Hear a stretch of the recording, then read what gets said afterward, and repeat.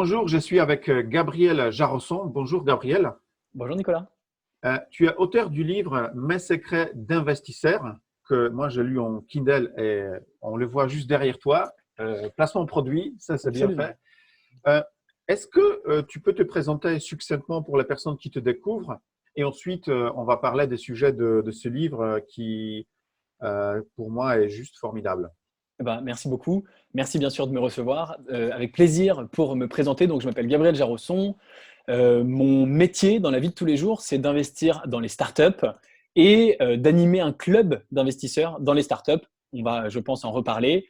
Et voilà, en deux mots de formation, je suis ingénieur. Ensuite, après ça, j'ai été entrepreneur pendant des années et des années.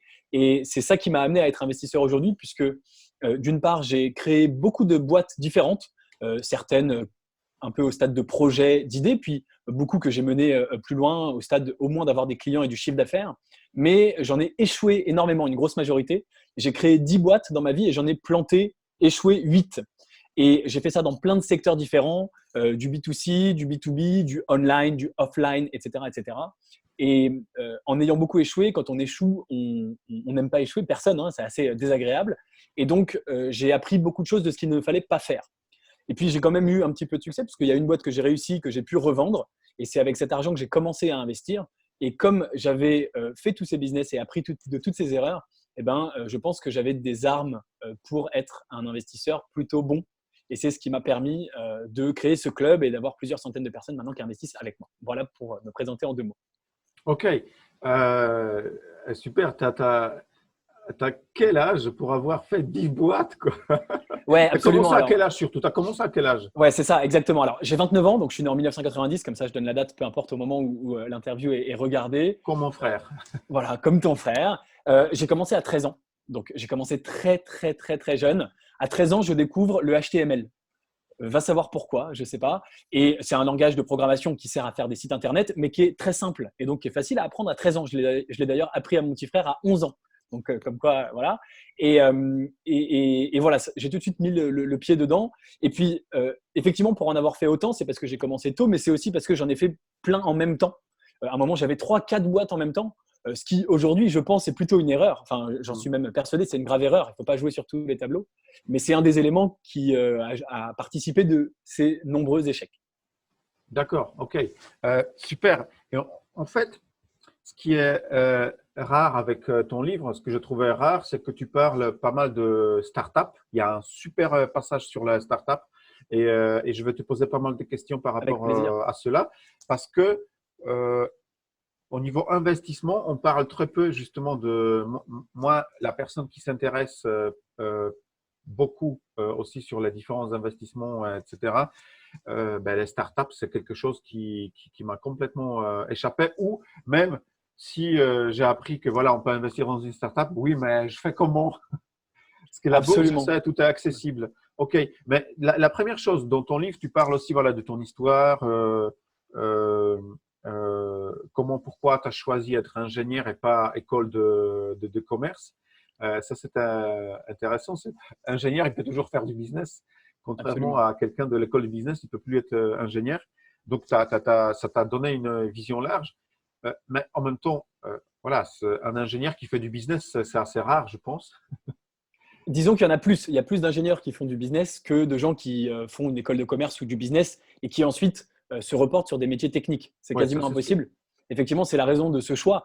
Je précise que c'est un choix que j'ai fait à 18 ans après le bac et le mérite ne me revient pas. C'est parce que j'ai la chance d'être conseillé par des gens intelligents qui m'ont dit ça et j'ai écouté leurs conseils tout simplement.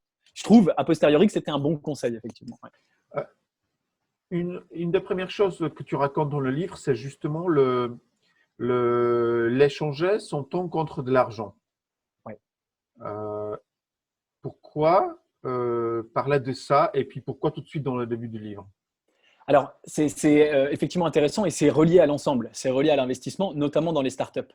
En fait, 99 peut-être ou 90 ou peu importe, une majorité, on va dire, des gens échangent leur temps contre de l'argent, tout simplement parce que c'est ce qu'on nous apprend. C'est ce qu'on nous apprend à l'école et c'est ce qu'on nous apprend dans les études supérieures. Moi, j'ai fait des études d'ingénieur et on m'a dit, bah, on va te préparer au métier d'ingénieur où tu auras un métier et tu iras au travail et puis tu auras un salaire. Et si tu travailles bien, tu auras des augmentations. C'est-à-dire que tu échanges ton temps contre de plus en plus d'argent, mais tu échanges toujours ton temps. Et puis, donc, moi, il se trouve que j'ai toujours été passionné par les startups, par l'entrepreneuriat. D'abord du côté, bien sûr, entrepreneur, mais forcément, je me suis aussi intéressé au côté investisseur, puisque les entrepreneurs et les investisseurs, ils sont liés finalement, ils participent dans le même écosystème. Et à un moment donné, je ne sais plus pourquoi, comment, je me suis rendu compte qu'en fait, il y avait des gens qui gagnaient de l'argent, énormément d'argent, sans échanger leur temps. Mais on les connaît tous, on entend tous parler en France de, je ne sais pas, Bernard Arnault, hein, le patron d'LVMH, où là, j'ai vu, il y a une semaine ou deux, j'ai vu que la fortune de Jeff Bezos avait encore grossi de plusieurs milliards pendant la crise, puisque au moment où on enregistre, on est dans la crise du coronavirus. Voilà. Et comme l'action Amazon a augmenté, eh ben, il a gagné plusieurs milliards. Eh bien, en fait, assez rapidement, je me suis dit, mais comment ils font pour gagner des milliards? C'est pas en allant au boulot le matin. Ils échangent pas leur temps. Ils ont du capital, ils ont investi dans des entreprises, ils ont des actions d'entreprises qui, elles, travaillent, font de la croissance. Et donc, ils gagnent de l'argent de façon automatique, sans échanger leur temps. Et puis, en parallèle de ça, bien sûr, à 18 ans, j'ai lu un livre qui est fondamental pour moi, qui a été fondamental dans ma vie et qui est très connu pour cette raison, c'est La semaine de 4 heures de Tim Ferriss. Donc, je suis sûr que tu as déjà parlé dans Oui. ton écosystème. Et la semaine de 4 heures te montre également qu'il est possible d'automatiser des business, y compris des petites startups, des petits business que tu vas faire toi-même, d'autant plus à l'époque d'Internet, avec les outils d'automatisation. Et il donne des exemples extraordinaires dans le livre, mais un exemple tout bête, hein, pour que n'importe qui nous regarde et qui nous écoute puisse comprendre, c'est il crée un site web où les gens peuvent acheter des t-shirts, il fait des publicités payantes sur Google, donc il n'a rien à faire. Dès que les gens cherchent sur Google, ils tombent sur la boutique de t-shirts et ils commandent. Et automatiquement, la commande est envoyée à l'entrepôt qui va envoyer le t-shirt. Et lui, eh ben, il gagne la différence de prix, une marge, et il ne fait strictement rien. Et c'est un truc qu'effectivement qu'on a du mal à comprendre. On n'est pas programmé comme ça, on n'est pas éduqué comme ça par le système éducatif au global. On se dit, si on gagne de l'argent, il faut travailler. Et ben en fait, non. Si tu mets en place un système, une boutique de t-shirts où tout est automatisé, ben, tu n'as pas besoin de travailler. Si tu as conçu un truc de façon un peu intelligente, tu peux gagner de l'argent sans rien faire. Je trouvais que c'était fondamental de commencer le livre par ça, parce que effectivement, c'est assez, ça va plutôt à contre-courant. Et pour autant, bien sûr, tu ne l'ignores pas, c'est quelque chose qui intéresse beaucoup de gens. Il y a beaucoup de gens qui aspirent à ça. Et c'est possible, je l'ai vécu et je voulais effectivement commencer le bouquin par ça pour le partager et en parler tout simplement et remettre cette idée dans la tête de tout le monde. Tu dis aussi, justement, tu poses la question pourquoi investir en fait. Et en même temps, tu dis la chose avec laquelle je suis complètement d'accord. C'est quand on réfléchit vraiment un CDI, avoir un CDI, c'est assez risqué parce que c'est qu'une seule source de revenus. Tandis que, comme tu dis, tu as investi dans plusieurs sociétés et on va revenir aussi comment investir quand on n'a pas d'argent. Bien sûr. Mais en fait, ça fait différentes sources de revenus et finalement, le risque, il est moindre et tout vient de l'éducation en fait. Comme tu dis, j'ai beaucoup apprécié le passage des intérêts composés sur l'apprentissage. Est-ce que Ouais. tu peux expliquer ce concept parce que je le trouve Avec fabuleux. plaisir. Avec grand plaisir. En tout cas, tu as raison. Un CDI, c'est vrai que pour tout le monde, enfin en tout cas pour la majorité des Français, le CDI en plus, c'est très ancré dans la culture française, hein, comme tu le sais. Et pour tout le monde, ça représente la sécurité absolue. Or, et on le voit peut-être malheureusement, d'autant plus à nouveau en ce moment dans cette crise, la boîte peut du jour au lendemain te licencier. Même si en France, il y a une vraie protection, hein, du salarié, mais la boîte peut quand même te licencier, ça peut être des plans économiques, etc. Il peut y avoir une crise et la boîte peut fermer. Et si la boîte ferme, voilà. Donc effectivement, avec un CDI, on a une source de revenus, comme tu l'as dit, et sinon on peut. Voilà. Alors, les intérêts composés sur l'apprentissage, c'est ta question, et c'est vrai que c'est une notion assez sympa. Avant de parler d'intérêts composés sur l'apprentissage, il faut en 2 mots que je rappelle ce que sont les intérêts composés. Les intérêts composés, c'est l'idée de réinvestir avec ses gains. C'est-à-dire que, prenons un exemple simple que tout le monde peut comprendre. Si on investit 1000 euros en bourse, et on va dire que la bourse monte de 10%, et ben à la fin de l'année, on a, ou disons que la bourse plutôt va nous verser 5% de dividendes. Et bien à la fin de l'année, on a toujours 1000 euros en bourse, mais on a gagné 5%, c'est-à-dire 50 euros de dividendes. On a 2 possibilités. On peut soit prendre les 50 euros et les dépenser, se payer un resto, par exemple. Et puis, si c'est des plus grosses sommes, je sais pas, se payer un voyage, etc. Ou on peut choisir de dire, bah, mes 50 euros, je les réinvestis en bourse et l'année prochaine, eh bien, je toucherai 5% de dividendes, non plus sur 1 000 euros, mais sur 1 050 euros. Et donc, ça fait, au lieu de faire 50 euros, ça fait 51 ou 52 euros, par exemple. Ce qui est intéressant, c'est que les intérêts composés, sur le long terme, ils sont exponentiels. J'invite tous les gens qui nous regardent à aller, après cette interview, à aller regarder sur Google, ou si vous regardez en replay, vous pouvez mettre sur pause, et taper calculateur d'intérêts composés. Et on voit que sur 20 ans, si on réinvestit par exemple des dividendes qui sont versés tous les trimestres, c'est-à-dire que tous les trimestres, ça va remettre au pot pour que le trimestre suivant, le pourcentage soit un tout petit peu supérieur, et bien sur 20 ans, même avec des petits investissements, on peut avoir des différences en centaines de milliers d'euros, en millions d'euros. Donc ça, c'est les intérêts composés. Et c'est Einstein disait que c'était la 8e merveille du monde, et c'est extrêmement, extrêmement important. Les intérêts composés sur l'apprentissage, ce que je voulais dire par là, c'est que plus on apprend et plus on fait des choses, notamment dans l'investissement, plus on investit, plus on se lance. Parce qu'il y a énormément de gens qui ont une sorte de paralysie face à l'investissement parce qu'ils ont peur, parce qu'ils ont l'impression de ne pas savoir quoi faire, etc. etc. Et plus on se lance tôt, plus on va potentiellement faire des erreurs. Mais quand on fait des erreurs en investissement, comme d'ailleurs en entrepreneuriat, quand j'ai planté mes boîtes, c'est des erreurs qui coûtent cher, parce qu'on perd de l'argent, et qui font mal. Ça fait mal au cœur. Moi, je connais personne qui ait perdu de l'argent qui me dise « Oh, mais j'ai perdu de l'argent, je m'en fous, c'est pas grave, j'ai tellement d'argent de toute façon, etc. » Non, ça se passe pas comme ça. Quand on perd de l'argent, il y a une douleur. Et comme il y a une douleur, on apprend, on réfléchit, on se dit « Qu'est-ce que j'ai mal fait? Qu'est-ce qui ne va pas? Quelle erreur? Quels sont les… » Voilà. Et quel apprentissage je peux en tirer? Je vais faire différemment la fois suivante. Oui. Et plus on fait d'erreurs, plus on apprend, mieux on investira la fois d'après. Et c'est ça les intérêts composés sur l'apprentissage. Et en fait, ce qui est en francophonie, ce que j'observe par rapport à, par exemple, au monde anglophone, où ce rapport à l'argent, où c'est même perdre ou faire faillite, c'est même une honte. Absolument. Je pense que Entre c'est… guillemets. Ouais, Alors tout que à c'est fait. pas une honte. Tout à fait. Tu as tout à fait raison. Je pense que c'est même plus un rapport à l'échec qu'à l'argent, mais c'est plutôt à l'échec et effectivement à la perte dans le monde francophone. Alors, c'est en train d'évoluer, hein, il faut dire ce qui est, mais effectivement, dans le monde francophone, échouer, c'est être nul. Et alors qu'aux États-Unis, dans le monde anglo-saxon, échouer, c'est très bien parce que c'est de l'expérience, c'est des cicatrices de bataille. Et voilà, quand on voit arriver le gros costaud avec toutes ces cicatrices, on se dit waouh, il en a vécu des choses, il est super fort. Et effectivement, en France, échouer, c'est considéré comme une honte. Moi, je te cache pas que quand j'étais étudiant et que je montais des boîtes et que ça donnait rien, évidemment, déjà, ça me faisait mal. Et en plus, mes amis ou les gens de mon école, etc., se moquaient de moi en disant bah regarde, il a échoué, c'est parce qu'il est nul. Et évidemment, quand on échoue, on a l'impression qu'on est nul. Et c'est aussi la culture. Et en fait, quand on échoue, c'est pas qu'on est nul, c'est qu'on a échoué. Et si on a le courage de remonter sur le cheval, hein, comme on dit, et de réessayer, à force d'échecs, on finit par arriver. Et je crois que j'en parle aussi dans le livre. Moi, je connais personne qui ait monté 5 boîtes, 10 boîtes, qui toute sa vie ait toujours réessayé de monter une boîte et qui n'ait jamais réussi. Il y a plein d'histoires de gens qui ont échoué, qui ont continué et qui ont fini par réussir, mais des gens qui ont monté des boîtes toute leur vie et toute leur vie, ils ont échoué, je ne connais pas. La seule façon d'échouer, c'est d'abandonner et de repartir à faire autre chose et d'arrêter de monter des projets sup.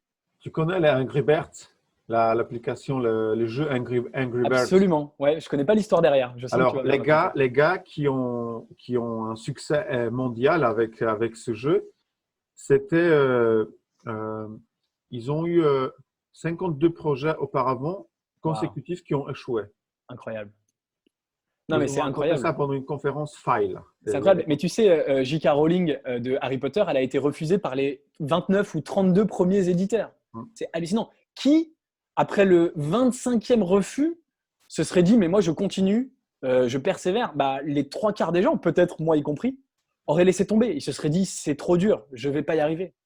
Et voilà, la persévérance. Il y a 50 exemples. Walt Disney s'est fait virer de son premier boulot parce qu'il n'était pas assez créatif, etc. etc. Voilà. Donc, il faut effectivement persévérer à travers l'échec.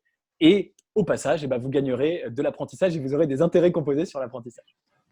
Et toi, tu dis l'investissement, c'est un apprentissage. Il faut Bien sûr. apprendre à investir et tu donnes, dans ton livre, tu dévoiles vraiment comment investir. Moi, ce qui m'intéressait, parce qu'il y a un passage où tu parles comment gagner plus d'argent, tu parles tu as vendu ta société, tu racontes pas mal d'histoires, comment tu t'es rendu compte que ta société, finalement, ta première société qui faisait, c'était le place du marché pour la revente du vin. Puis Absolument. finalement, au niveau marge, c'était compliqué et tu as réussi à la revendre à des concurrents. Ouais. Et avec une petite somme d'argent, tu dévoiles pas laquelle, mais après, on se fiche, c'était pas des millions, parce que si c'est de petites marges, Exactement. je- Alors, tu mais évoques plusieurs sujets intéressants. Ouais. Premièrement, effectivement, j'ai compris quelque chose d'extrêmement important à cette époque-là, en allant sur plusieurs business, c'est que tous les business ne sont pas égaux. Il y a des business qui font beaucoup de volume, beaucoup de chiffre d'affaires et très peu de marge. Et donc ça, c'est effectivement devenu une composante hyper importante de mes critères d'investissement, effectivement. Et puis effectivement, je crois que tu veux m'interroger là-dessus, on va en reparler. J'ai vendu, mais effectivement, pas du tout une grosse somme. Alors contractuellement, je ne peux pas les voler, mais c'est vraiment pas grand-chose. Un petit peu d'argent, j'étais content, mais pas du tout de quoi, tu vois, m'arrêter de bosser, ni même de quoi devenir un investisseur dans les startups classiques. Pour être un investisseur dans les startups, il faut en général avoir quelques millions. J'en étais très très loin. Et donc effectivement, je me suis dit comment je vais faire pour investir avec peu d'argent. Et c'est bien sûr le thème de ce que j'ai fait après, ouais, tout à fait. justement, parce que tu as commencé à investir avec des petites sommes dans les startups, tu es allé dans des rendez-vous Dans des où, clubs notamment. justement, comment ça fonctionne quand on veut investir et d'ailleurs, d'où est venue cette idée d'investir dans les startups, justement? Alors, c'est une très très bonne idée. C'est une très très bonne question, pardon. Merci. En fait, donc moi j'étais passionné par les startups. Hein, c'est ce que je t'ai dit tout à l'heure. J'ai toujours eu cette passion. Ça m'intéressait. J'adorais ça. Et c'est aussi pour ça d'ailleurs que je créais plein de business, parfois en même temps. J'arrivais pas à m'en empêcher. Or, j'ai fini par comprendre que c'était une mauvaise idée. À force de vouloir tout faire, on fait rien correctement. Et à un moment, je me suis rendu compte, je me suis dit, bah en fait, si je vois une bonne idée de startup, eh ben, au lieu de faire le projet moi-même, je pourrais investir de l'argent dessus. Et comme ça, bah, si ça fonctionne, j'aurais gagné quelque chose, mais j'ai pas besoin de passer du temps à m'en occuper.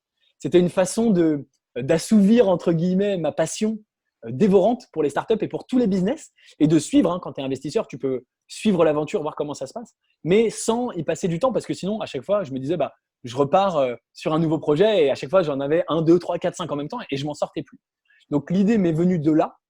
Et puis en même temps, pour revenir à ce qu'on disait tout à l'heure, l'idée c'est aussi bien sûr d'avoir des revenus passifs, c'est-à-dire de faire travailler mon argent pour moi, pour ne plus vendre mon temps. D'accord ?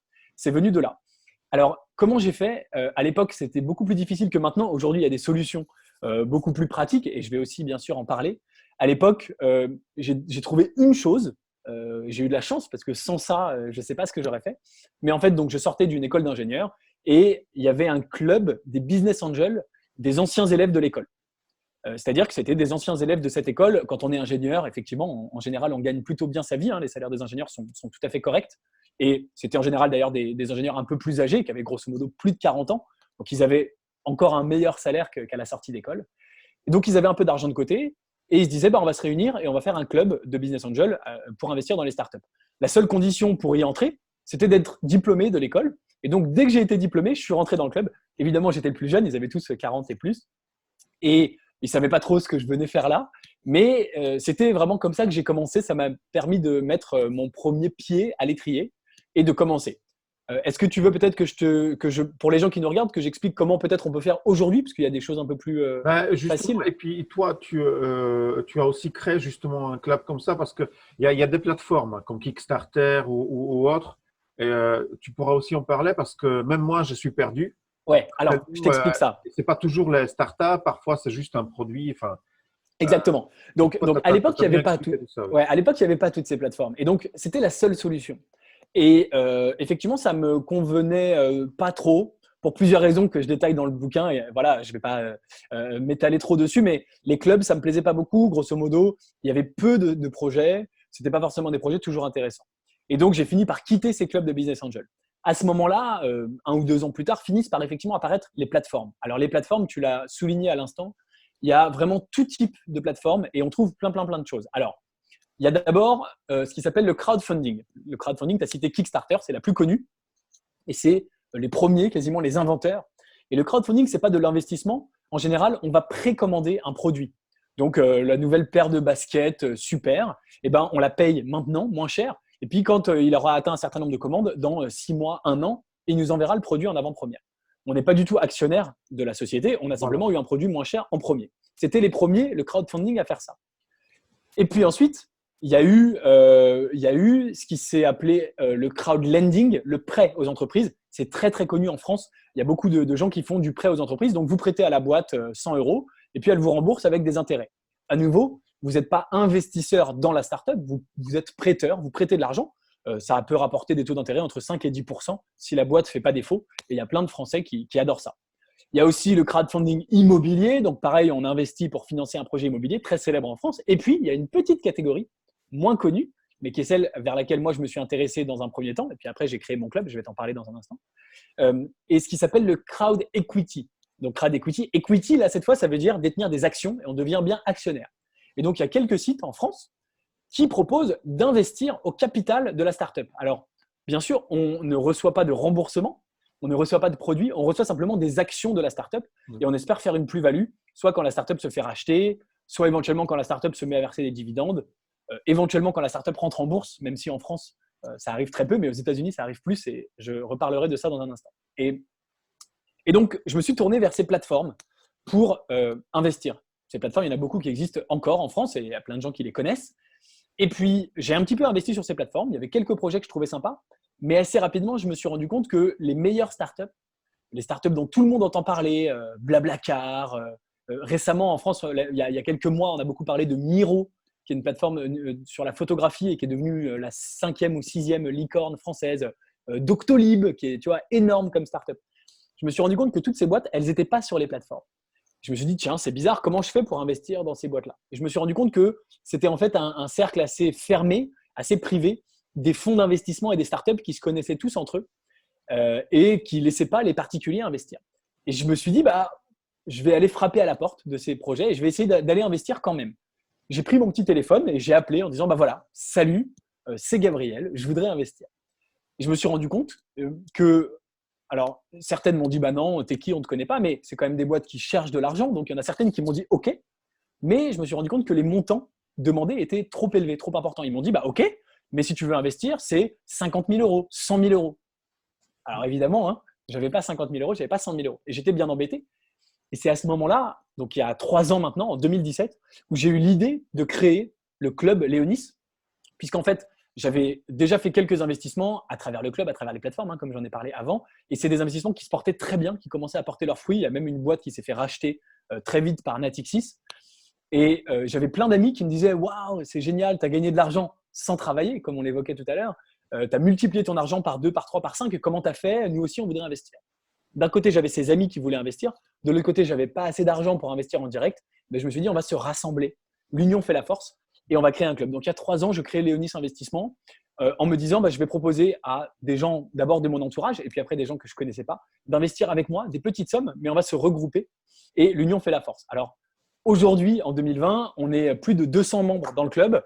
On a investi l'année dernière, en 2019, 1 million d'euros dans les startups. Cette année, en 2020, on va investir à peu près 5 millions d'euros. Je propose des investissements aux membres de mon club à partir de seulement 2 000 euros dans les startups que je propose. Ils ont le choix d'investir ou non. Et par ailleurs, chose très intéressante, depuis 2017, j'ai tourné mon regard vers les États-Unis puisque j'ai toujours voulu investir dans les meilleures startups, celles qui n'étaient pas sur les plateformes, etc., etc. Et où sont les meilleures startups au monde? Elles sont évidemment dans la Silicon Valley. Et donc, l'essentiel de mes investissements aujourd'hui se font là-bas. Et c'est aussi intéressant parce qu'il y a beaucoup plus de boîtes qui se font racheter, notamment par les GAFA, etc. Et puis, il y a aussi beaucoup plus d'introductions en bourse des grosses startups. On a vu l'introduction en bourse de Uber, de Zoom, de Dropbox, etc., etc. Et donc, c'est aussi une possibilité de sortie et de plus-value pour nous, les investisseurs. Voilà. Exact. Ouais. D'accord, d'accord. Donc, merci pour cette introduction parce que, en fait, ça a commencé par ton besoin personnel. Absolument. C'est ça qui est assez dingue. Je ne trouvais pas de solution. Et je me suis dit, tant pis, si c'est comme ça, étant entrepreneur dans l'âme, je me suis dit, je vais créer une solution qui va… Et en fait, c'était avant tout pour moi, effectivement, pour pouvoir moi aussi investir, par exemple, avec seulement 2 000 euros ou plus. Je dis que c'est 2 000 euros minimum, la somme, elle est libre. Mais avec seulement 2 000 euros aujourd'hui, moi, j'ai accès à des investissements extraordinaires dans la Silicon Valley, des boîtes qui sortent des meilleurs incubateurs.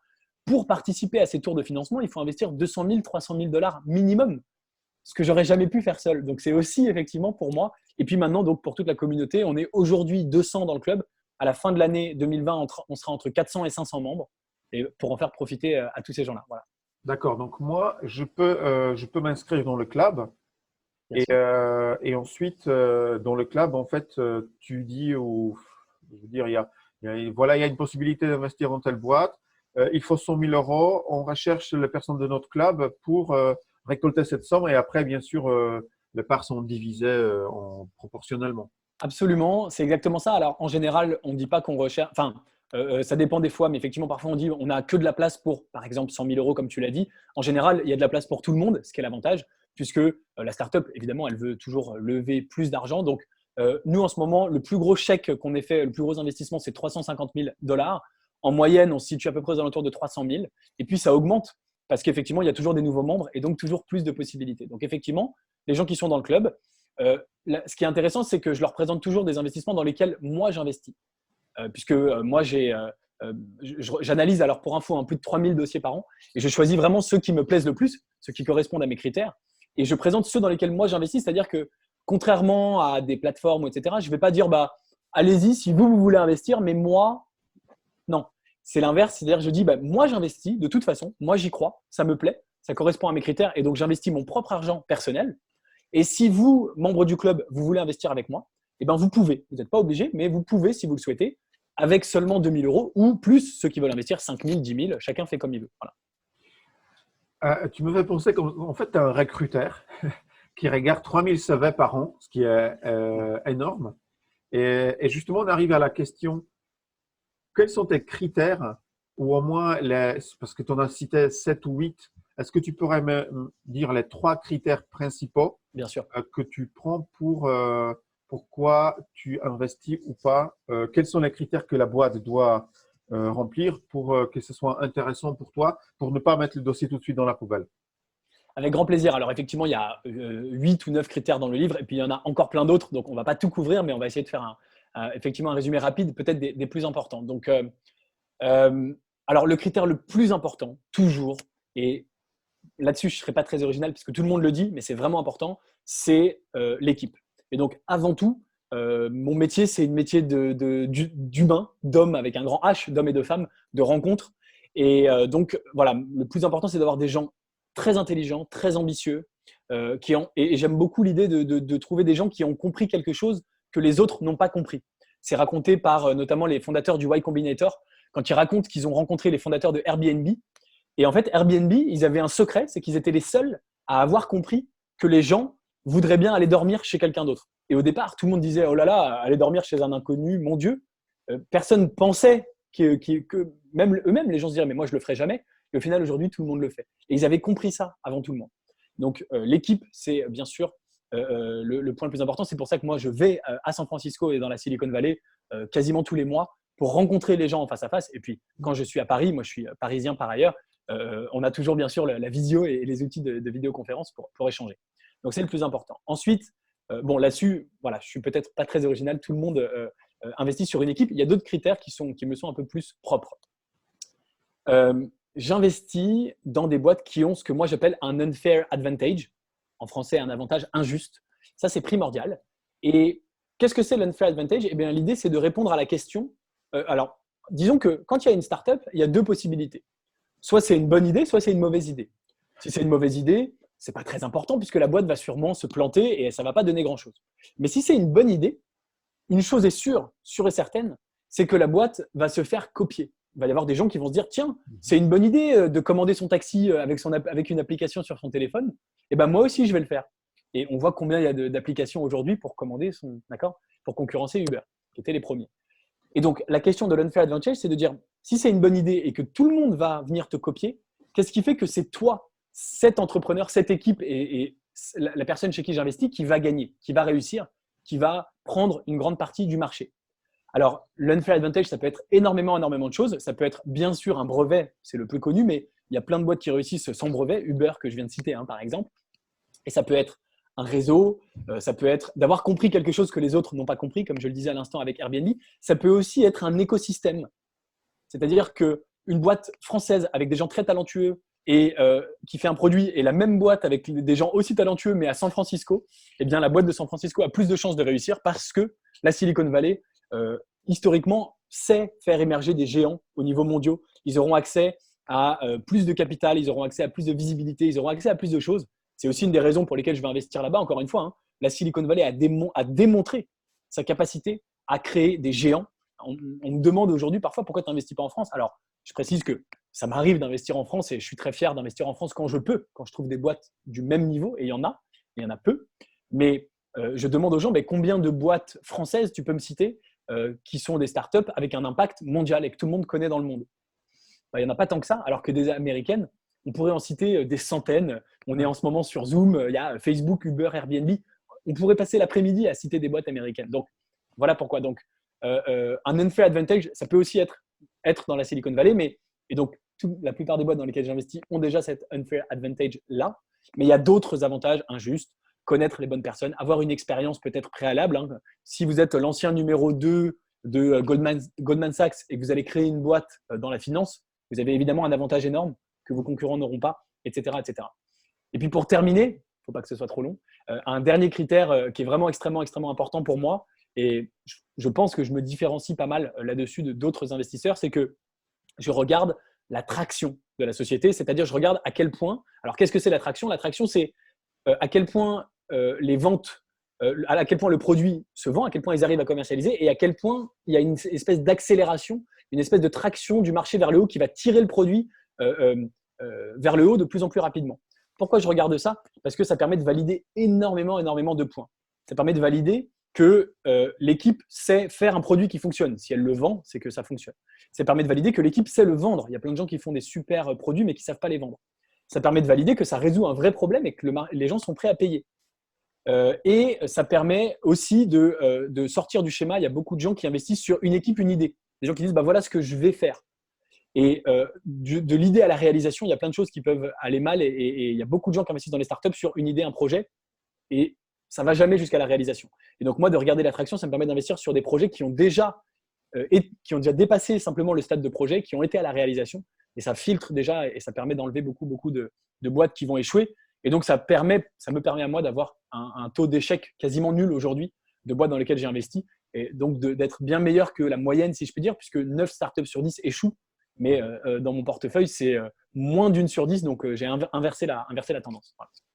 D'accord. Donc, le risque, il est assez élevé par rapport à des sociétés qui sont déjà cotées en bourse, qui ont fait leurs preuves et qui ont un modèle business qui tourne, elles gagnent de l'argent. Une startup, c'est vraiment risqué.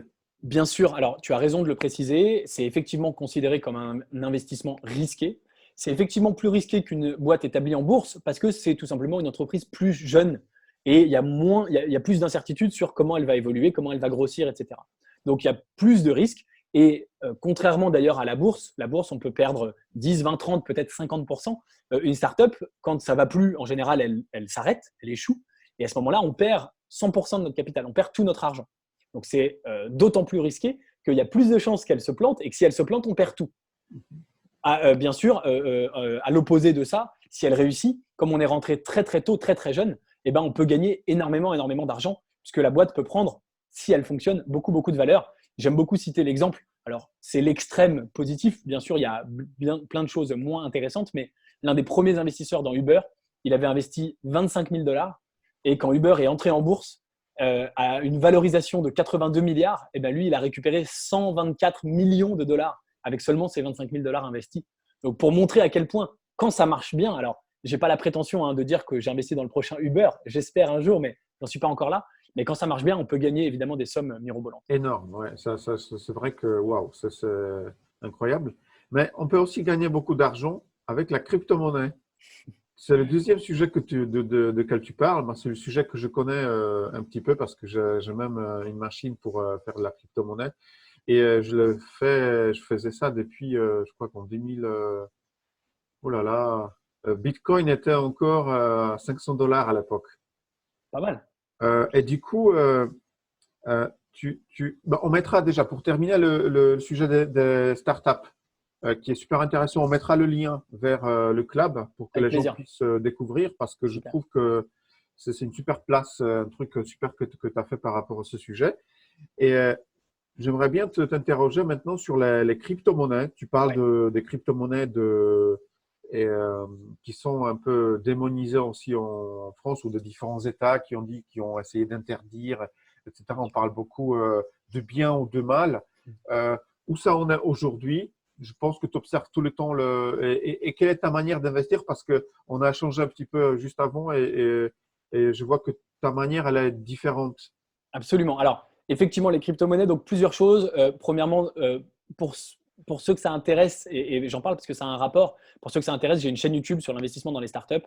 Et donc, ceux qui veulent en savoir plus, n'hésitez pas à venir regarder les vidéos que je fais. Et je te raconte ça parce que c'est grâce à YouTube que j'ai créé mon club. Hein. Les gens qui sont dans mon club, c'est les gens qui m'ont connu sur YouTube. Et comme je faisais des vidéos sur YouTube, eh bien, je regardais un petit peu ce qui se faisait. Et c'est en partie grâce à ça que j'ai découvert les crypto-monnaies. Et je me suis mis à en parler sur YouTube parce qu'il n'y avait pas beaucoup de gens qui en parlaient. Ou en tout cas les gens qui en parlaient, je trouvais qu'ils en parlaient pas très bien. Et voilà, donc aujourd'hui, je ne parle plus des crypto-monnaies sur YouTube parce que je veux être, entre guillemets, connu comme monsieur startup, puisque sur les startups, je suis vraiment le seul. Et alors que les crypto-monnaies, il y a maintenant plein de gens qui en parlent. Donc, je voulais vraiment aller sur ce qui était unique chez moi. Pour autant, et donc par ailleurs, les crypto-monnaies, ce n'est pas du tout mon métier, mon occupation. Mon métier, c'est de gérer ce club et d'investir dans les startups. Pour autant, je voulais inclure les crypto-monnaies dans mon livre parce que je pense que c'est extrêmement intéressant. Je pense qu'on est au tout début, bien sûr, des crypto-monnaies, mais je pense qu'il y a plein de choses à faire. Une phrase que je te citais en intro, en off avant, c'est qu'en fait, pour les crypto-monnaies, on a vécu la même chose qu'on vit toujours, c'est que l'être humain, on a tendance à surestimer la vitesse des changements, mais à sous-estimer leur impact. C'est-à-dire que quand les crypto-monnaies sont arrivées, tout le monde a cru qu'un an plus tard, l'euro aurait disparu, qu'on aurait tous des portefeuilles uniquement en Bitcoin pour aller acheter notre baguette. Moi, le premier. Moi, tu m'aurais demandé comment ce sera 2020, en 2017, en 2016, quand j'ai commencé à découvrir les cryptos. Mais moi, je t'aurais répondu, en 2020, plus personne n'aura de l'euro. Tout le monde rigolera, les pièces d'euros, ce sera collector.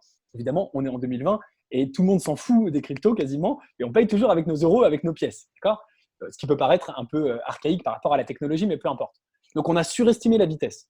Pour autant, on a sous-estimé les changements.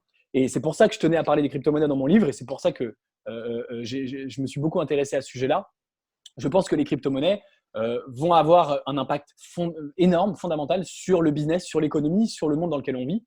Et bien sûr, étant moi-même ingénieur de formation, on en a parlé, eh ben, j'ai tout de suite vu notamment l'aspect technologique. En fait, les crypto-monnaies, c'est une chose, mais ce qui est vraiment révolutionnaire, ça a été dit et redit, mais donc ça coûte rien de le redire. Ce qui est vraiment révolutionnaire, c'est la technologie derrière les crypto-monnaies, qui est la technologie de la blockchain, et qui permet de faire énormément de choses, mais grosso modo, qui permet de faire un tiers de confiance décentralisé. Je ne vais pas rentrer dans une explication d'une heure sur qu'est-ce que la blockchain. J'ai fait d'ailleurs plusieurs conférences. Voilà, mais j'ai fait plusieurs conférences sur ma chaîne YouTube qui ont été filmées là-dessus. Mais donc, j'ai tout de suite vu, d'un point de vue technologique, que c'était une révolution, que c'était un outil bien supérieur. Et donc, j'ai tout de suite compris l'intérêt. Donc, pour répondre à ta question de où on en est aujourd'hui, effectivement, il ne se passe pas grand-chose. Il y a eu un gros effet de mode, hein, bien sûr, en 2017-2018, puis maintenant, c'est un peu retombé. Pour autant, je trouve qu'il serait dommage de les oublier, surtout que les prix en 2019 et 2020, pour l'instant, au moment où on fait cette vidéo, sont restés très, très bas. Et donc, moi, je continue de penser que les prix vont à un moment énormément augmenter. Je continue à penser que c'est important de détenir quelques crypto-monnaies, notamment le Bitcoin qu'on appelle l'or digital. Hein. Oui. Aujourd'hui, les 3/4 des gens sont capables de te dire il faut avoir de l'or dans son portefeuille parce que c'est important. Il faut investir sur les nouvelles technologies parce que c'est important. Et puis derrière, ils te disent ah non, le Bitcoin, surtout pas. Ben non, je ne suis pas d'accord. Si tu veux avoir de l'or dans ton portefeuille, une valeur refuge et investir dans la technologie, le Bitcoin, c'est les deux en même temps. Et il y a fort à parier que le Bitcoin garde cette position unique de valeur refuge et d'or numérique. Je connais plusieurs personnes qui pensent d'ailleurs que pendant cette crise, là, on est encore une fois en pleine crise du coronavirus, au moment où on fait, toi et moi, cette interview, les États ont injecté des sommes colossales d'argent, des centaines de milliards. Hein, je crois la Fed, à un moment, injectait 150 milliards par jour, je sais quoi, des sommes délirantes. On ne peut même pas, ni toi, ni moi, ni personne, se représenter ce que ça fait, 150 milliards. C'est hallucinant. Et donc, plus on injecte d'argent dans le système, plus les monnaies classiques, euro, dollar, se dévaluent. Il y a de l'inflation.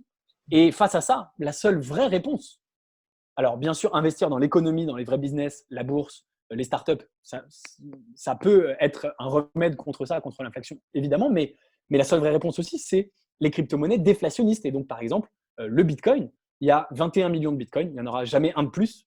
Et ça, c'est énorme parce que quand on voit comment se comportent les gouvernements, la planche à billets, il y a un vrai… voilà. Et donc, il y a plusieurs personnes de mon entourage qui pensent des investisseurs que je côtoie, que je fréquente, etc., qui pensent que l'issue de cette crise du corona avec cet argent imprimé pourrait tout à fait faire exploser le Bitcoin dès l'année 2020 à plusieurs centaines de milliers ou voire millions d'euros pour le Bitcoin, alors qu'au moment où on parle, il doit être à 5, 6, 7 000 euros, quoi. Voilà.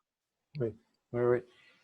OK. Et tu as une méthode aussi, tes critères, hein, tu as tes critères d'investissement dans les crypto-monnaies. Comment tu fais? Parce qu'au jour d'aujourd'hui, il y a plus de 700 crypto-monnaies. OK, Ouais. il y a Bitcoin qui est le phare, mais après, il y a Ethereum classique, Ethereum. Euh, euh, enfin, il Il y y a en a. 10 000, ouais, il y a 10 000 cryptos. Comment on fait pour les trouver? Alors, c'est une excellente question et moi, voilà, je vais me contenter de donner mon point de vue. Je ne prétends pas du tout avoir la science infuse là-dessus.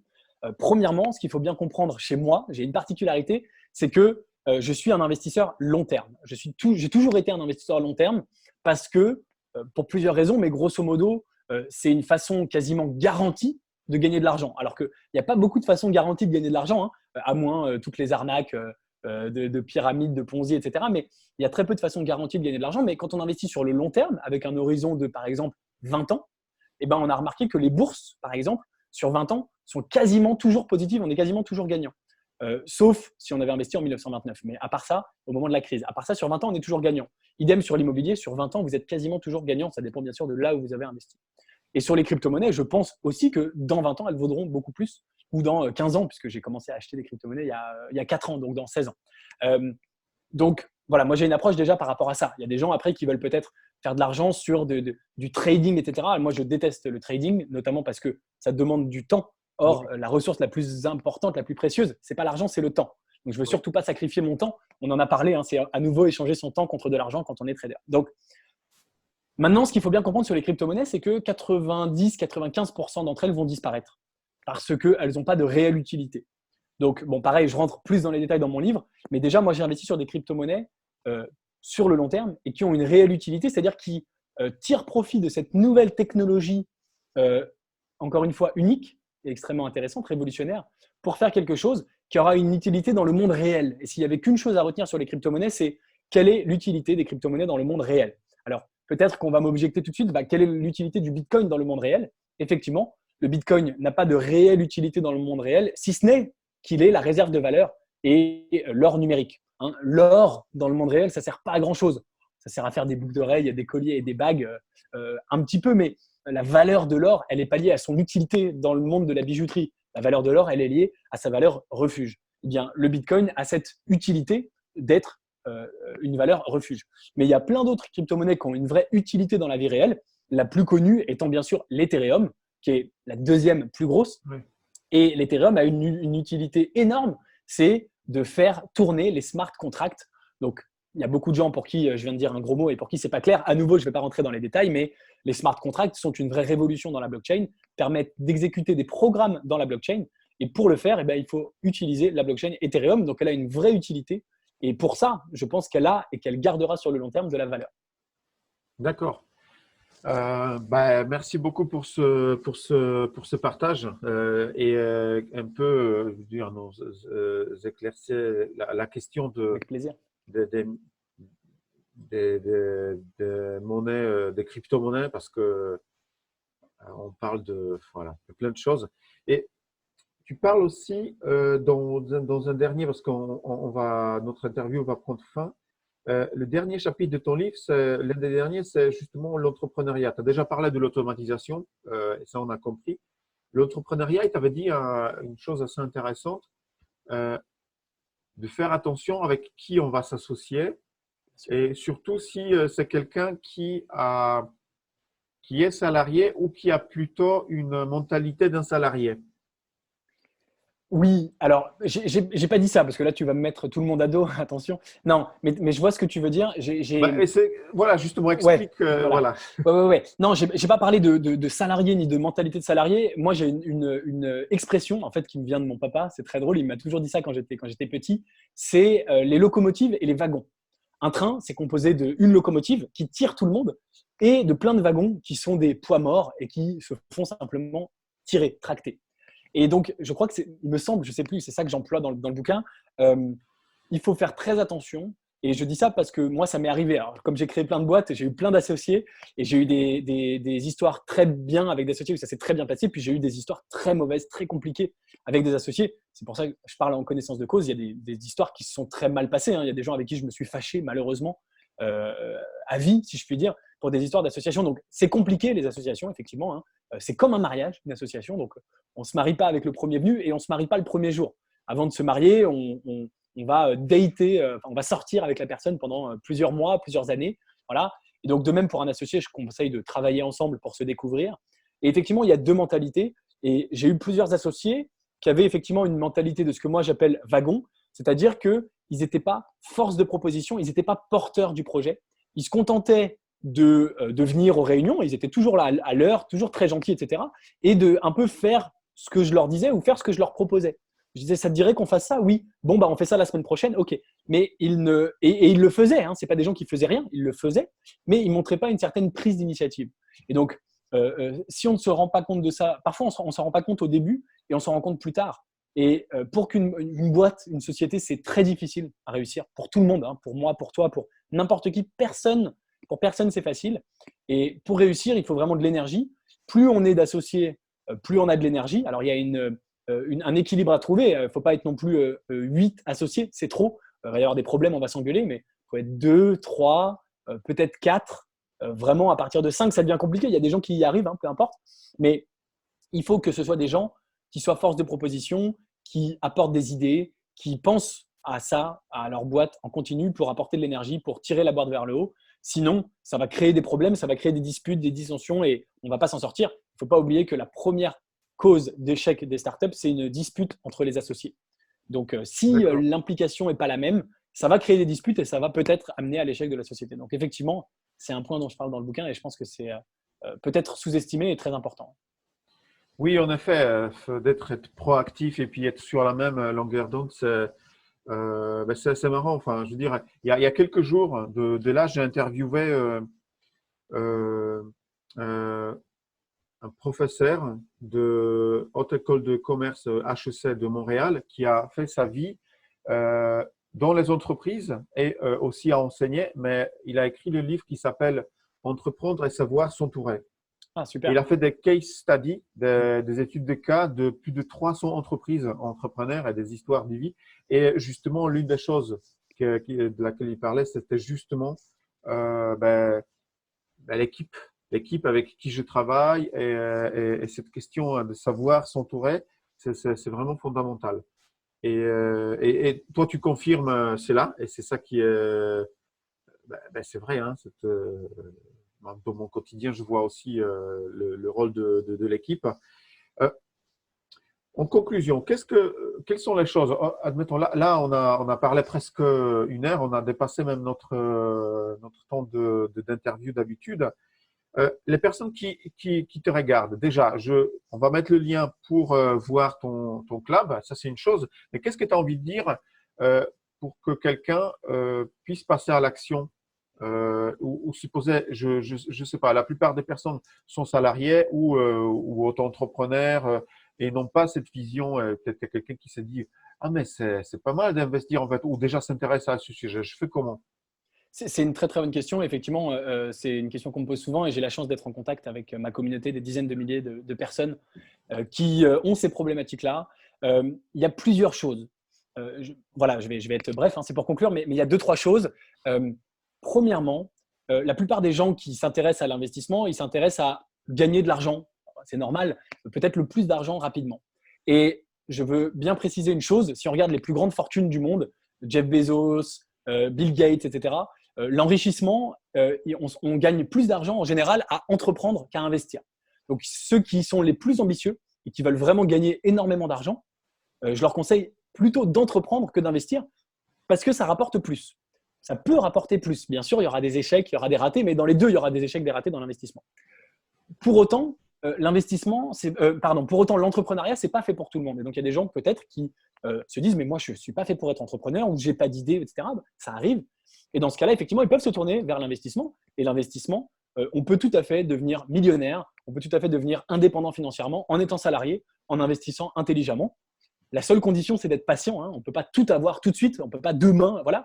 Mais quel que soit votre salaire, même si vous avez un salaire relativement bas comparé à la moyenne, si vous investissez régulièrement, que vous diversifiez, que vous utilisez les intérêts composés dont on a parlé et que vous faites ça pendant 20 ans, 30 ans, eh ben, selon toute vraisemblance, vous pouvez vous retrouver peut-être dans la deuxième moitié de votre vie, peut-être dans la deuxième moitié de votre carrière, mais vous pouvez vous retrouver millionnaire ou même, ou au moins, si vous n'êtes pas millionnaire, financièrement indépendant.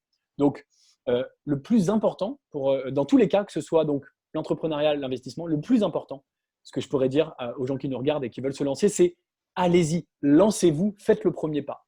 Alors, ça peut être sous n'importe quelle forme, ça peut être tout seul, ça peut être en vous renseignant. On vit à une époque formidable avec Internet, que ce soit Google, YouTube, etc. On a accès en 2 clics à des milliards d'experts, d'informations gratuitement. C'est juste dingue. Personne n'avait ça avant nous. Mais moi, je vois énormément de gens qui sont dans une espèce de paralysie, d'inaction parce qu'ils ont peur. Ils se disent, je ne sais pas faire, je ne sais pas par où commencer, je vais me planter, j'ai peur de perdre de l'argent. Et on en revient à ce qu'on disait en introduction, les intérêts composés sur l'apprentissage. Plus vite vous vous lancerez, plus vite vous vous planterez. Si vous commencez dès maintenant, vous avez 2 possibilités. Soit vous réussissez, tant mieux, soit vous vous plantez et dans ce cas-là, vous avez appris quelque chose. Et vous allez apprendre, affiner votre stratégie, etc. Mais le plus important, c'est de se lancer parce que en investissement et dans l'entrepreneuriat et dans beaucoup de choses dans la vie, mais en tout cas dans ces sujets-là, le temps est votre meilleur allié. Hein. Comme je l'ai dit, il faut être patient, il faut parfois attendre peut-être 20 ans, parfois plus pour être financièrement indépendant. Donc plus vous commencez tôt, plus vous y arriverez. Donc commencez maintenant. S'il y a une chose à faire, c'est, et moi je le dis à tous les gens, c'est si tu peux, là maintenant, après avoir regardé cette vidéo, si tu peux tirer une chose, va faire ton premier investissement, va investir dans un truc, n'importe quoi, va acheter une action, va investir dans une startup, va faire n'importe quoi qui est un investissement, va acheter une crypto-monnaie ou je ne sais quoi, mais même, je sais pas, 10 euros, peu importe, mais fais-le aujourd'hui parce que fais-le ce soir avant d'aller te coucher, sinon tu vas le remettre au lendemain, tu vas avoir des peurs dans ton cerveau, tu vas te dire ah oui, mais si je perds mon argent, etc. Et le fait de le faire, ça va te mettre dans cette mentalité, dans cet état d'esprit. Ça devient d'ailleurs aussi parfois un peu addictif, un peu un jeu. On se dit, j'ai investi là, puis je voudrais aussi investir là, et puis là, et puis là. Plus on le fait, plus on a envie de le faire. Hein. Moi, si je pouvais investir toute la journée, entre guillemets, je le ferais. Donc voilà, commence dès maintenant. C'est le meilleur conseil que je puisse te donner, toi qui nous regardes. Et puis, rendez-vous du côté des investisseurs.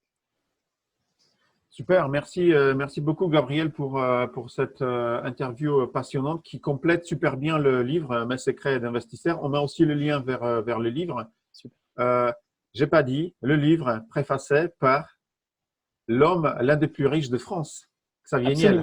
Absolument. Par Xavier Niel, donc le fondateur de Free, notamment d'Iliad, Iliad étant la maison mère de Free, et puis aussi bien sûr le business angel le plus actif de France, au travers de son fonds d'investissement Kima. Et puis, c'est également, bien sûr, le créateur de Station F, qui est le plus grand incubateur de startups du monde et qui se trouve dans le 13e arrondissement de Paris, où il y a plus de 1000 startups incubées. Donc, très, très fier d'avoir, bien sûr, une préface de Xavier, qui est un grand monsieur de l'investissement dans les startups. Ouais, absolument. Encore une fois, merci et à très bientôt. Merci, Nicolas. À bientôt.